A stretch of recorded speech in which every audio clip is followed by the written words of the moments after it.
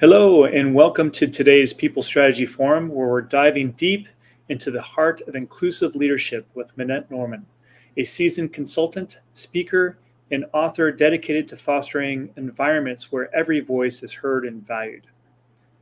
So, with over 3 decades of experience in Silicon Valley, Minette has transformed tech environments by prioritizing diversity and psychological safety, ensuring that teams are not only succeed, but excel in delivering groundbreaking work. Today, Minette will be sharing insights from her latest books, The Boldly Inclusive Leader and The Psychological Safety Playbook, equipping you with the tools to create a culture where diversity drives innovation and team members can thrive in that environment.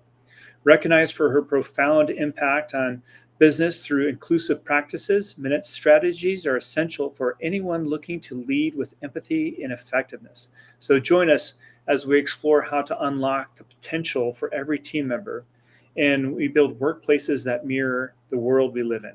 So welcome, Minette. Thank you. It's good to be here, Sam. Yes, so nice to have you on the show. And now, as we kick things off here, Minette, one of the big things that I like to do is just dive a little bit into your background, your history, and so how did you get into this field, and how did your career kind of take off? So the field I'm in now as a speaker and a consultant is recent. So I'll go with the full backstory as quickly as I can. So as you said, I spent 3 decades in the tech industry. I got started back in the early days of Silicon Valley in 1989 was my first tech job working at Adobe as a technical writer, working on Photoshop 1.0. And the way I came into that work is I actually didn't have a technical background. I studied drama and French in school and wanted to be an actor, and then realized just how hard it is to break into acting and how brutal it is to hear no at every audition. And so I decided to pursue my second degree, which was French. And I was working in New York City at the time for the French Trade Commission when they introduced PCs. And that was when I started working with technology, realizing I was good with it. And that led me into Silicon Valley. So I spent the first 10 years as an individual contributor, as a technical writer, writing help systems and manuals. And then I got into management, and I didn't even think I wanted to be a manager. That was an interesting thing. I was my arm was twisted, and like my manager said, I need you to manage a team and you'll be really good at it. And I realized that first of all, I loved it. But second of all, I had underestimated how impactful and important the role of managing even a small team is, Right. and the outsized influence that managers and leaders have on not only the employee experience at work, but their well-being, what they take home with them. Because as you and I know, when you have a great manager, life is good. But when you have a bad manager, that permeates your entire life. And so Mhm. I started to take the responsibility very seriously, and I took on larger and larger leadership roles. And my last 5 years, I was leading engineering at a big tech company, and I think I had 1,000 people on my org chart, and I had another 2,500 people or so that I had to influence. And I realized, first of all, what a huge responsibility this is. But what I was hired to do in that role was really change. I was a change leader. They wanted to modernize how we developed software in the era of cloud computing instead of desktop software. And the way I interpreted it was, yes, this is about technology change, of course. And I had people on my team who were deeply technical, who were getting us on a new tech stack and new tools. And what I realized, though, was that this is a culture problem. This is how do we change a culture of a company that is now 30 years old? How do we change behavior? How do we get people to collaborate? How do we get different perspectives heard and respected? And I realized this is the work that energizes me, Yeah. honestly, way more than the technology. And so I spent 5 years in that role, made some progress on culture change, and we could talk more about that if you're interested. But then in 2019, so literally 30 years after I started my first job in tech, I left. And it was for a variety of reasons that were not great, honestly. Like, we had a leadership change and I was kind of forced out of my role. So I left the industry, but I thought before I was ready. But in some ways, it was just the kick in the pants I needed, because I realized what I wanted to do was not work for one company. I wasn't going to go work in another tech job.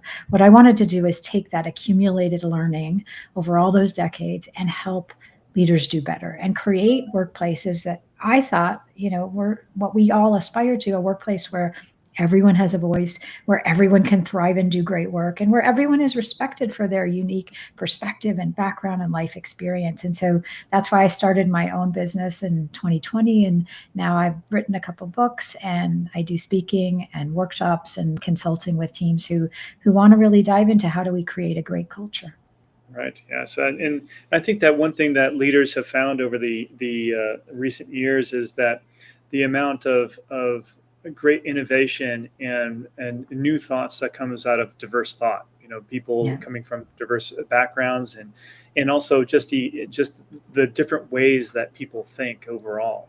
So um, now, one of the things that of course, we have a new president now and so forth, and I think that the word diversity, equity, inclusion, that DEI has gotten very politicized now. So, how should leaders still move forward with embracing that diversity, getting that thought, getting that important background, making sure that people are included so that they can move forward in today's environment? How should that be Mhm. placed? That is the number one question right now. Of course, as we're recording this, as these executive orders come down, and I'll give you an example of how this is playing out. It's something that just happened with me, and then we can talk more broadly about it. But I was invited by a conference organizer who's putting on a conference for women in education, and she asked me to give a talk, my signature keynote on boldly inclusive leadership. And so we were talking about it, and she said, look, you don't have to change the content of the talk. This is the heartbeat of what we do. However, as I work on the contract, I'm going to be very careful in the language I use, because I do not want the contract to be rejected. And so she's not using the term inclusion or inclusivity in the contract. It's going to be something like leading thriving workplaces. Yeah. So that's just one example where language is changing, because the work is still important. And I think, I am not a legal expert, and I would say, of course, you have to consult with your legal team on what you can and cannot do. But however, what I'm seeing is that companies and organizations still care about having a great environment, a great working environment, where they can not only attract but retain talent. And look, people in today's workforce care about the organizations they work for and the cultures they work in. And can they bring themselves to work? Can they do their best work? Can they share divergent perspectives? All of this is about diversity. You don't have to use the words diversity. You don't have to say, I actually think the word that's going to continue is inclusion, because inclusion is such a fundamental human need. It's not political. It is biological. Like, the way we have evolved as a species is to be part of groups and tribes and teams, right? And, one of the things that comes out of neuroscience, so you can't argue with this from a political perspective, is that when we are excluded, when we experience being excluded from a group, we experience pain. Our brains actually register pain. So when you think about this, if you do not create an environment where everyone feels that they can participate, they're suffering. Yeah. So do you want probably a large percentage of your workforce to be suffering every day? I don't think any leader wants that. I don't think any team member wants that. So I think we're going to have to figure out ways to focus on, creating great cultures, creating fair systems for everybody. Whether you use the word equity or not, we still want to be fair. We still care about civil rights. We care about these things. And I know that that's not going to go away. I think that, some of the ineffective DEI programs are going to evolve, which they need to.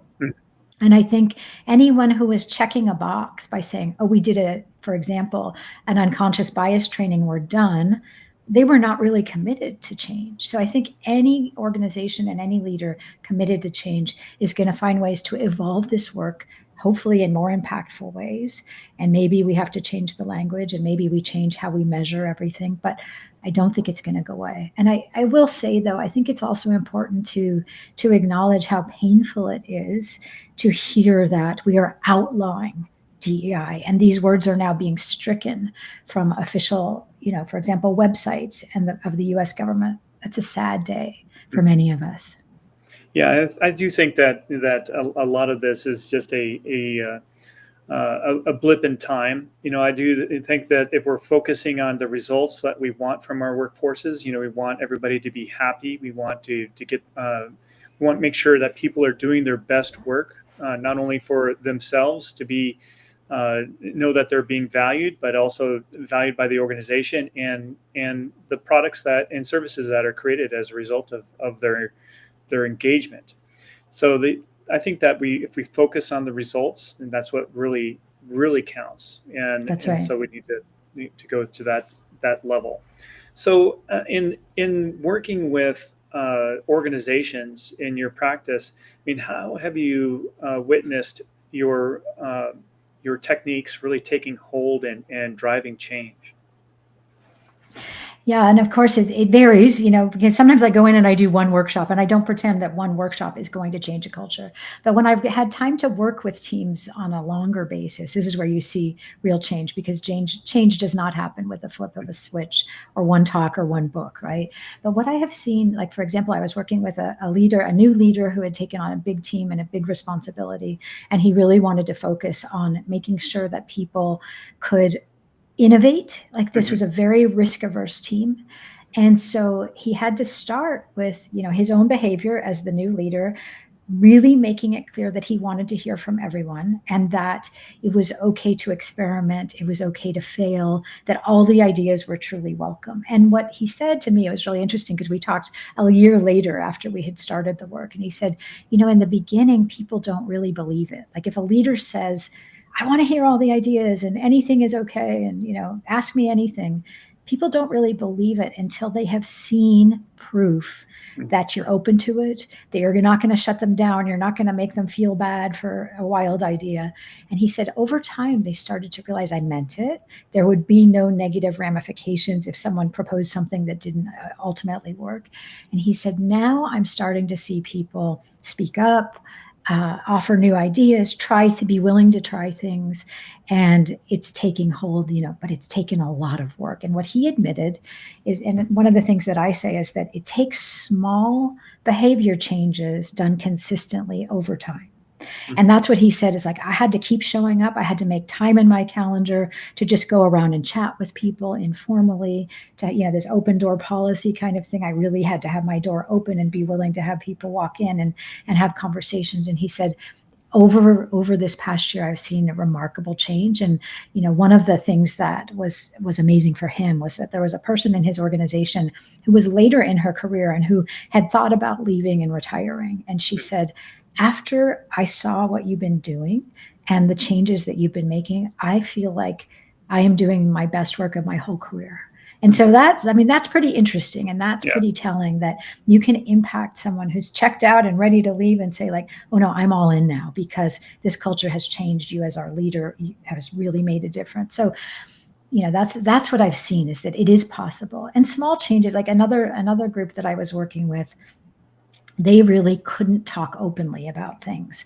And especially like if something went badly, right? You could talk about the good stuff, but you couldn't talk about anything that maybe didn't go badly. And their leader just changed the way she responded. And this one guy thought he was going to lose his job because he had messed up on something. And the leader, who's very senior in the organization, a large organization, and her response is, you know what? It's okay. We're still learning to work together. Mm. And that just diffuses the tension so Right. incredibly. And that person was like, okay, this is possible now. So much of it is just this consistent leadership behavior. And that's why when I work with teams, I say, let's start with our own behavior. How do we show up every day? How do we listen? How do we respond? And then we expand into how do we interact in groups? And then, of course, ultimately, what are the systems we put in place? But that's not where I start. I start really with leadership behavior. How do we Mm-hmm. show up in simple things like listening? Yeah, and I like the how you're using the word of consistency, because I think that is one of the big things that in human nature, if we see something that's erratic, especially when we're dealing with a person, we're apprehensive, right? Because like, oh well, it's just I remember as just as something as simple as being a little kid and asking your mom for a cookies, like on, well, she's going to be receptive, or are we too close to dinner, or it's like you're kind of overthinking it, right? You're almost too afraid to ask. And I think that holds back a lot of our younger workforce from bringing new ideas to the table when they're sitting around the table with senior leaders, senior professionals that have been there for 20 to 30 years, and putting their ideas on the table. And so making sure that leaders can really sure that everybody has a voice, I think is critical for innovation and to really understand those new ideas and embrace them. Yeah, I mean, what you said is so important, that fear, because when we're operating out of fear, our brains are not firing on all Mhm. cylinders because that fear is really the primitive mechanism. And when we think in any moment we're going to get shut down or embarrassed or ridiculed or ignored, we're going to go into that mode of survival, and none of us are at our best. And so that's why I really feel like repairing the damage after you've done something like yelled at someone or made them feel bad, that's really hard, and you've Mhm. set back all the work you've been doing. So I always stress, like, we have to become self-aware, because every single interaction, if you're a leader, people are watching you. They're watching your facial expressions, your body language, how you respond. And if you respond inconsistently, like you reward someone for a tough question and then you punish someone else for a tough question, what signals are you giving to? And the people, as you said, the people are just not going to believe that you mean it, and so they're not going to speak up. And the other research that I think is really interesting about, you alluded to cognitive diversity in the beginning and all the ideas. So there's lots of research showing that when we can get people who think differently on the same team, we are going to be more innovative and we're going to solve the more tricky problems. However, that work is not easy, Yeah. because we know, like, we certainly know this in our bodies and in our hearts, that we like to be with people who are just like us. That's our natural affinity bias. Like, we like to be with people who think like us. It's easier. And we are challenged when we are with people who don't think like us. So the work is initially harder. You don't Mhm. just put together a diverse team of people and think it's going to be easy. You have to work through that hard work of, like, how do we get to know each other? How do we understand that we think differently? We have different backgrounds, we have different minds, we have different bodies, all of that. How do we work together constructively? And that takes work. It's not something that comes easily. And so I think a lot of mistakes that have been made, especially in the DEI space, is like, okay, we're going to focus on diversity hiring, and we're not going to work on the culture of how teams interact, and we're Right. not going to work on the systems to make sure that we treat everyone fairly. So, I think there's some work that needs to be undone in a way, and really focus on how do we create these conditions where not only are all voices heard, but they're welcome, they're respected, and then we can solve the incredible challenges we all have ahead of us. Right. Right. For sure. Focusing on those, like I said before, focusing on those results, not the inputs, and designing the new way forward. I think the other piece that I found really interesting in my career is how not just people but industries as a whole can become blinded. So I was in the financial industry for the beginning of my career, and I remember in I was telling you before, Minette, I'm a compensation consultant in my day job, and I'm not podcasting. But the at that time, I was looking for a sales compensation consultant to come in and help us put together a plan for some some financial analysts and so forth in the organization. And so I called this major, highly respected sales consultant that I was familiar with, and he says, "Oh, I'm not even going to bother pitching to that industry because they don't listen to us." So he already had a kind of a defeatist attitude of that industry or that particular environment was not going to listen because of the the different techniques of sales comp in that industry versus others. So I found that super interesting that even in some situations, industries as a whole can feel that bias and choose not to participate or sometimes don't listen. So uh, one other thing that I often find and I love when I'm thinking about motivating employees and designing programs that motivate employees, one thing I love to look into is the teaching profession. Because Mm. if you're trying to motivate people to sit in their chair and to take information in when they have no understanding of how it's going to benefit them in the future yet, I mean that's the epitome of trying to motivate people. So I always look outside to try to get new ideas And I think that some leaders in some industries can be closed-minded to that. Have you seen that in your practice? Oh, yes, yes. And so much so, like what I saw a lot of is, and I talk about this in my work, and I felt it, which is that there's sort of this inner circle. So I'm not even thinking like outside industry, but within an organization, there's an inner circle of people that for example, the executive staff always goes to for advice, for information, whatever, for ideas, and they're missing a huge part of their organization. And in fact, the bias is often like what I saw initially. I was working with a very global team. Like no one outside the headquarters could have a new idea that was going to be implemented. It was always even like geographical proximity meant that you got the CEO's attention. And I remember this even, so since you're a comp person, you'll appreciate this. We would be doing like the annual review cycle where Yeah. we would do, review people and talk about them in the leadership team. And if there was anyone that the leaders hadn't heard of, because they were not in the US, for example, or they were not in the headquarters office, they were disregarded. Like if I were putting someone forward and say, like, I think this person has great leadership potential, they're this, they've done this, they're really innovative, but they're based in another office outside the US, it would be just like, nope, we're not going to look at that. That was the kind of like just narrow-minded blinders. Now that changed over time, but it made me just crazy angry Mhm. that people were being disregarded because they were just sort of off the radar. Right? Yes. They were not in this inner circle where we pay attention to people. So I want to dive into that a little bit more, because one of the things that I'm having a lot of conversations with this year is like the EU Pay Transparency Directive, which is basically trying to make sure that men and women are paid within the same Yes. range, right? And one of the things that when we're talking about inclusion is Mhm. when we're trying to make a difference in our business and onboarding. Let's say in a situation where we're bringing on a woman in an all male type of environment, and there's got to be that first one that starts, right? Yes, And yes. how hard that's got to be for that person, and brave that person has to come into that environment. And so what can leaders do to help a person that feels like an outsider be part of that inner circle, to be successful in that new environment when they have this uphill battle? Mm.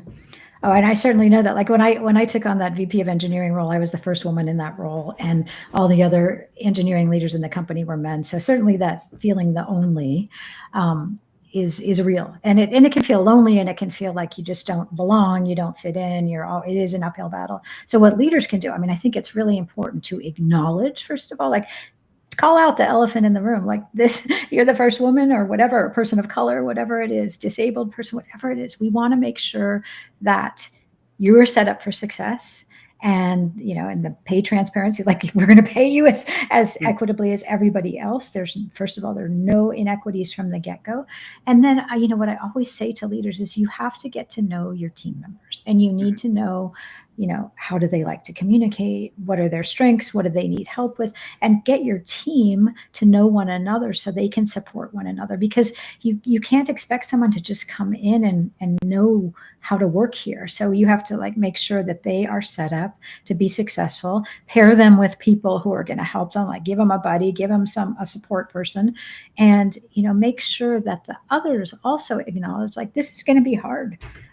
It is not easy to be the only person in the role. We have to treat people incredibly fairly. And if anything doesn't feel right to any of you, you are all empowered to speak up. And this new person, if it's the woman or whoever it is, um, that person has to be able to say like this doesn't feel right, and we have to listen, and we have to make sure that we are adjusting our behavior if we're doing something that isn't inclusive here.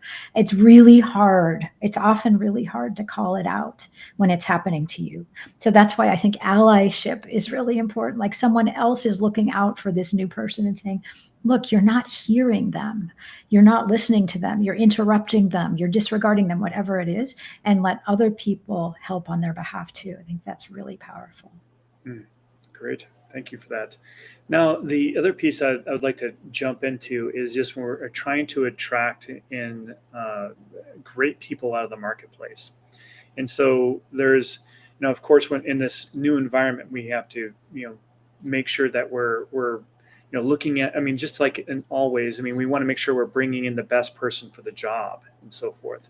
But in some of the marketplaces, there's inherent bias, meaning that there's not a whole lot of different genders and so forth in certain professions. Now, is there a way that leaders should frame that? I mean, in thinking about or acknowledging some of the bias in the marketplace, and how can they, make way for more opportunity there for a diverse thought? Yeah, I mean, well, you're asking a couple of different things there, and I mean, I'm not a hiring expert, so you Yeah. probably know a lot about this. But what I will say is this: is that often we have to cast a wider net than we Hmm. normally do. And examples of this are, for example, I remember this when I was working for this company, and we were looking at like, why does everyone look the same, right? Like, why are we always getting similar candidates? Well, for example, we're always going to the same universities for recruiting. Hmm. And whether it's the Ivy League or whatever it is. So, for example, like, are we going to a broader set of universities to look for recent grads or for our interns? That will change the makeup right there. It's not like there are no women or people of color in engineering, for example, which is what I was doing. But yes, you're going to have to be creative in where do you find people. And then also, this is not about illegal, again, back to your initial question about the new landscape. This is not about illegally going out and looking for quotas of we're going to get this many women Yeah. and this many people of color, but to just say, like, we appreciate the fact that we are going to be a stronger organization if we have more diverse backgrounds and cultures and ways of thinking and ways of seeing the world. And therefore we want to cast a wider net and make sure your recruiters know that we are not just going to go to Harvard and Princeton and Stanford to find our new hires from universities and things like that. So we have to think differently. And then you've certainly heard about like interviewing practices and how we word job descriptions to make sure that we are not turning off certain segments of the population. And one of the things that's really interesting in research is that when you write a job description and you say these are the requirements for the job, that generally, and this is what the research shows, is that women will only apply if they check off 100% of the requirements, whereas men will apply if they have 50 or 70%. So make sure that the requirements are real requirements and not just nice to haves, because you want to make sure you're attracting everyone to apply for the job. So those are Yeah. just a couple of things. That's really interesting. I love that the discussion around the job description, because I've found that a lot myself. And so one thing with the onset of artificial intelligence, job descriptions have somewhat gotten a new sign on life. It's like, okay, well, finally we can like write these things, and it's not so difficult. So it's helping it a lot. So really giving good attention to that description and ensuring that it has that inclusive language, so it can be reflect everybody, and attract that wider net, so that you bring in the best talent. I think that's another thing, is kind of relating to what I was saying before. The end result is we want to get the best person for the job, and so Yep. we want the language to really bring in or cast that net to where we can find that best person out of that population of people. So I love how you kind of brought that to life there.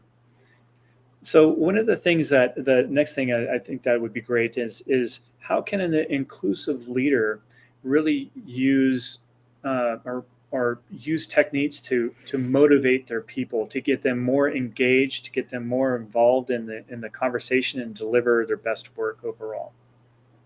Well, I think, first of all, people want to feel like, every human being wants to feel that they're heard and they're seen and they're respected for who they are, right? And so Mhm. that's a large part of the leader's job, is to make sure every single member of their team knows that. And so I think the first place to start is the leader. Like, how do you create the conditions so everyone can share those ideas, right? Because when people, to motivate people, they have to feel invested. They have to feel like, I'm engaged in this work and my contributions are appreciated. Mhm. So how do you make sure that, for example, I always use this as an example, is like, how do you run your meetings? Because meetings in so many ways reflect and embody the culture that you have created, either consciously or unconsciously. And Okay. so, for example, like, people have asked me, like, how do you know if it's a safe and inclusive environment? And without running a survey. You can certainly run surveys, but if you don't run a survey, you just observe what happens in your meetings and who speaks and who remains silent. That's a clue, right? The people who generally speak in meetings are the people who feel empowered, who feel engaged, who feel respected, and they are heard, right? And they may be like 2 out of 10 people. Yeah. Because that's, again, what research shows about meetings is that in most meetings, it's a very small percentage of people who contribute. So you as the leader now, how do you hear from those other 10? What techniques are you going to use? And it can be very, very practical. Like, we are going to discuss this topic and I need everyone's input. So I'm going to give you the topic in advance because people with different cognitive styles may need more time to process. And then when we come to the meeting, we're going to talk about it and I'm going to hear from every one of you. And so we're going to do, I love to do time bound or time box turn taking, right? So everyone's going to speak for a minute or 30 seconds and we're going to hear from everyone. Or we're going to use an online whiteboard because we're in a virtual meeting and everyone's going to put their ideas on Post-its, on stickies on this virtual whiteboard. And then we're going to do a lightning round to hear from everybody. There are ways to really run an inclusive meeting, and that will trickle down into your culture because now people will feel like, my ideas matter. We're actually listening and we're debating them and we're talking about them and we're getting to the best solution together. Because I believe in the collective genius of a team, but you don't tap into that by just running meetings with the loudest person speaking. Well, I love what you just said as far as relating this to the new work environment, where some people may be in person and some people may be remote, and finding ways to find inclusiveness to bring those people, those voices that are remote into the conversation. So that sticky note idea was great, that whiteboard. I use that all the time with virtual teams. And honestly, I think that this is where technology is helping us be more inclusive. It's not actually working against us if we use it well, if we use the chat well, if we use online whiteboards, if we use polling and all of those types of things, we can bring in all the voices. Yes. And so is that another skill leaders need to really harness? I mean, becoming a kind of a technical expert in running meetings, or there is also the element of ensuring that you have a designated technical expert that is involved, that is helping like do polls and things like this. Is there a thing that one way that works better than another in an organization that you're experienced with? Well, I think we all have to get at least familiar with these tools. Like, they're not hard, honestly. So just learn to use them and make sure someone in your team does. But what I don't like is when it always falls on the same person to be in charge of the technology, because if they're just one of the staff members, if you're running the polls and doing all of that, you can't fully participate. So maybe I like to have someone rotate those roles or rotate a facilitator role. And, we don't have to be professional facilitators because that's a whole skill. But like, how do we do the turn taking? How do we run the tools? If everyone can get to just this basic level of proficiency, then you can take turns with that and then everyone can have a chance to fully participate. Great advice.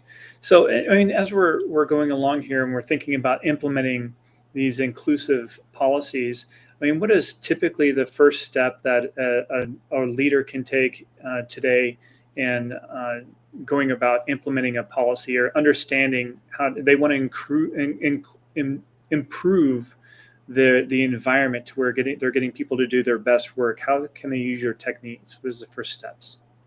Well, there's so much. Where do you start? If you're talking about like systems and things like that, then I think we also have to measure outcomes, right? So if you're starting at zero, and so I think you have to sort of get a baseline of where are we, and maybe that's through survey data. And people do surveys all the time, so make sure that you have questions about inclusion, however you want to word it, about my voice is welcome, I am respected, those types of things, and see what your baseline is.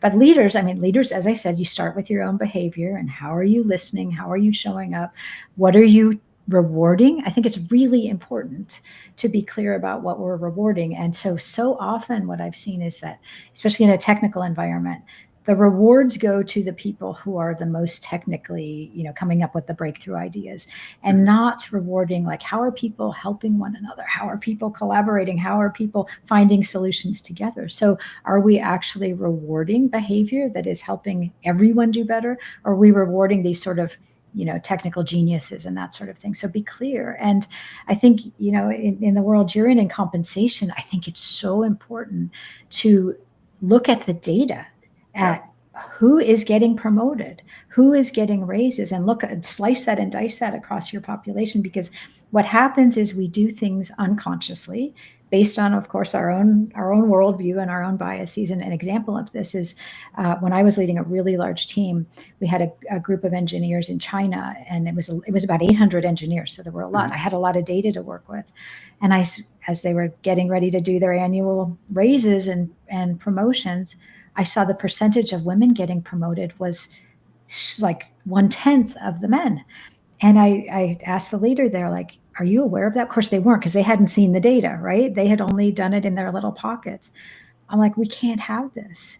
We have got to look at this systematically. And so I think you have to not only look at your own behavior, but what are we putting in place to ensure that one manager over here who may have done something inadvertent isn't going to skew things in a way that we now have pay inequity, or we have promotions being done like it's only the men are getting promoted or only the women, whatever it is, right?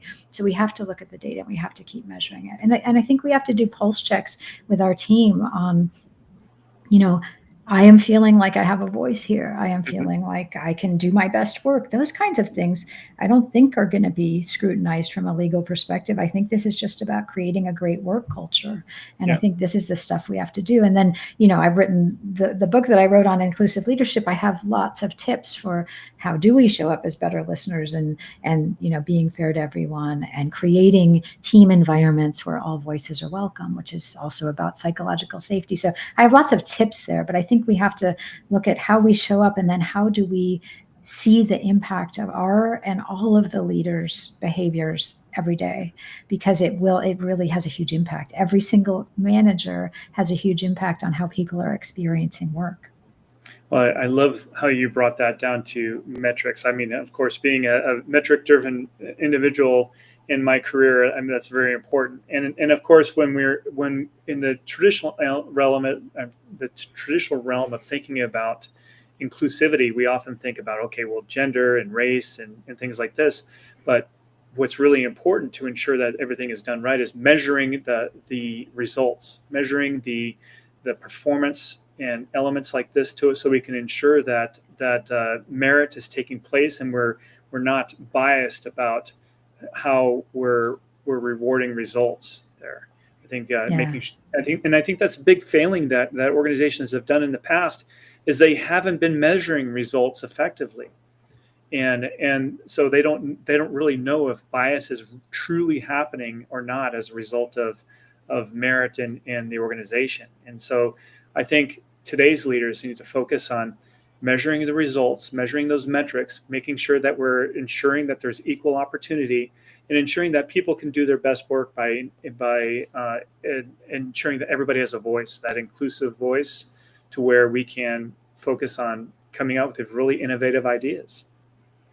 Exactly. It really does take everybody to come up with the best solution. And if you can, the best teams I've been a part of are teams where we can debate things. We don't all see things all eye to eye all the time. We disagree, but we have the best interests of the organization in mind. And so we are coming up with the best solution collectively. And it may not be that my idea is the one that's chosen, and that's okay if we get to the best idea, right? But that all the ideas get out on the table. Yes, because sometimes, especially nowadays in this weird world we live in, I mean, some of the most innovative ideas are the ones that we wouldn't consider before. It's like, well, maybe that isn't a stupid question. Maybe that is something. There's brilliance in there, and so we need to really think about setting the stage, because it's a new world, and some of those ideas that may not have been acceptable, or those questions that may have seemed stupid before, are not so funny nowadays, and there's a new reality. Yeah, So and you never know where one last thing is that go ahead. you never know where that brilliant idea is going to come from. That's Right. the thing that I discovered, is that it's often the quietest voice, the most unexpected person, who's suddenly going to have the breakthrough. And so that's why it's so important to really find a way to hear from everybody. So, and as we go to a close here, I mean, what is the most valuable piece of advice that you would give a leader that wants to move the needle ahead in inclusivity and getting those best ideas so they can do their best work deliver the best products and services to their people, their clients? Well, I think maybe the starting point is that, look, we all see the world through our own lenses and our own experience. And other people are not experiencing life and work the way you are. And you actually have no idea what they're experiencing until you get curious to hear from them, to listen to them, to be challenged by them, and to just be open minded that you don't have all the answers. Someone here probably can help you, to be open-minded and open-hearted and be really curious to learn from this group of people that are working with you. And that the more you open yourself up to input and new ideas, the more people are going to want to work with you and are going to want to give their best and give their 100+%. And that showing up consistently every day with that open mind is what's going to make all the difference. Great. Well, thanks, Minette. I mean, as we're coming into pieces here, I'm just looking at some of the comments. I'm seeing a lot of positive comments here, and just around the conversation. So thank you, Javier, for your thoughts there. And it's just great that everybody's joining into the conversation. So really appreciate that. But I would love to just in this conversation, and there's many leaders out there that are just wondering, what is the next thing that you're doing? How can they learn more about inclusive leadership in today's environment? What are the things that you're doing to help pave the way forward? Well, I have my book, The Boldly Inclusive Leader, so you can get my book. You can go to my website at MinetteNorman.com. I have some free resources, including a discussion guide that might be useful for you to use with your team, and a one-pager. And, invite me for a conversation. Like, I just love to come into organizations and try to help you, whatever you need, whether it's a workshop or whether it's a longer engagement. And let's talk about what you're struggling with, where you need some help, and I would be delighted to engage with you. Great. Well, thank you so much, Minette, for joining us today and having a great conversation around this topic. It's been a lot of fun. Thank you. Thanks for inviting me, Sam. All right. For those that are listening, we'll see you next week on the People Strategy Forum. Until then, take care.